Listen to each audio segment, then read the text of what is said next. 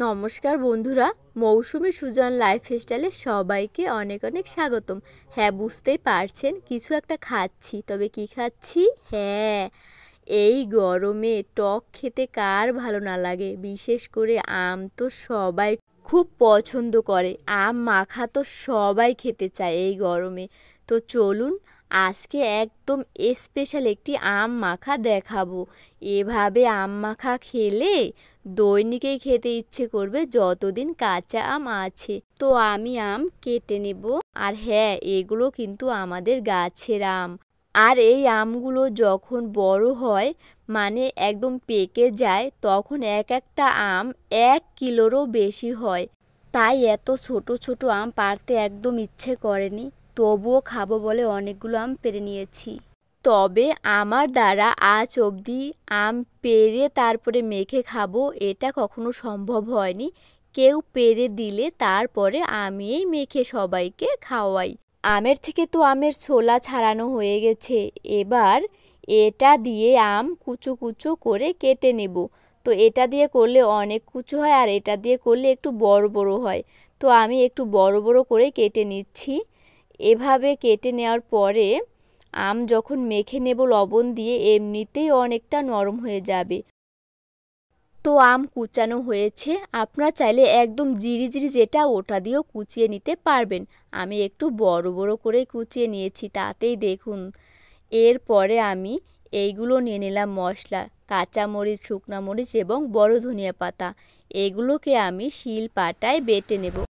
আমি একদম কম মশলা দিয়ে আজকে আম মাখা খাবো, কারণ যে পরিমাণে গরম, এত গরমে মশলা আবার ক্ষতিও হয় কিন্তু। এর মধ্যে আমি একটু লবণ দিয়ে বেটে নিব, কারণ লবণটা দিলে মশলাটা খুব সুন্দরভাবে বাটা হয়।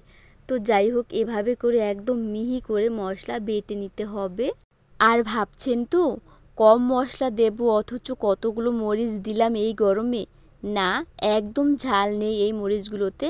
এখন পরিমাণ মতো লবণ দিয়ে দেব লেবু পাতা। আর হ্যাঁ, অবশ্যই লেবু পাতা দিতে হবে, তাহলে একটা দারুণ ফ্লেভার আসে আম মাখা থেকে।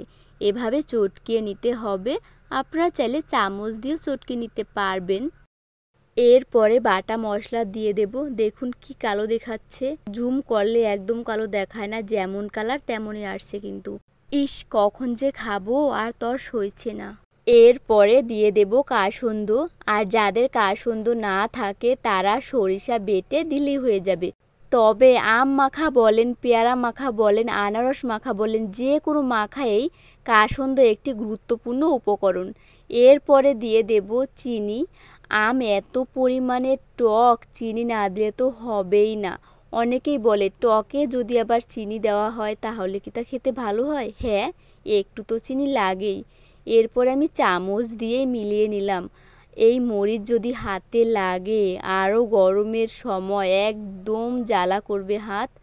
তো সবাইকে দিয়ে দেওয়ার পরে এইটুকুনি আছে দেখুন। তো এর মধ্যেও আবার ভাগ থাকবে। সবাইকে দিয়ে দেওয়ার পরে একদম এইটুকু আছে। এইটুকু আমি আর বৌমনি খাবো। আমি 1 চামচ খেয়ে দেখব কেমন হয়েছে, জানি না। তবে এটা কি জানেন, যে সার্ভ করবে সে একটু কমেই পাবে। দারুণ হয়েছে। এবার বৌমনিরা খাচ্ছে দেখুন। কি আর পেলাম ভাগে। তবে এইটুকুই মজা। খাবার যাই হোক, সবাই মিলে খাওয়ার আনন্দটাই আলাদা। তবে আরও আনন্দ লাগতো যদি সবাই ক্যামেরায় আসতো। তো টাটা।